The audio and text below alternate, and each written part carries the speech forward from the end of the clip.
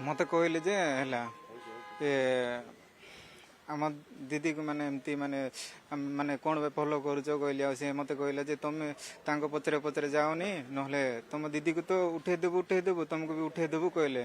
किए कहूला एटा महेश भी कहथिले आ हाथी भी कहथिले। परमानंद सहित तांकर 7-8 वर्षर संपर्क थिला सेतेबेले तुम माने किछि जानि परथिलो ना जानि ना ना हम जान नथिले।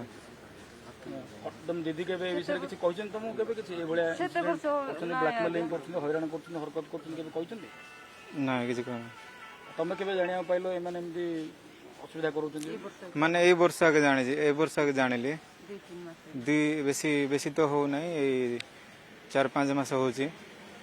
से दुजन किए थिला ना का तांको नाम महेश्वर नाथ आ मत कहले जे हैला ए आम दीदी को माने एमती माने माने कौन फॉलो करुच कहली आ से मत कहला जे तुम तांको पचरे पचरे जाओनी नहले तुम दीदी को तो उठे देबु तुमको भी उठे देबु कहले।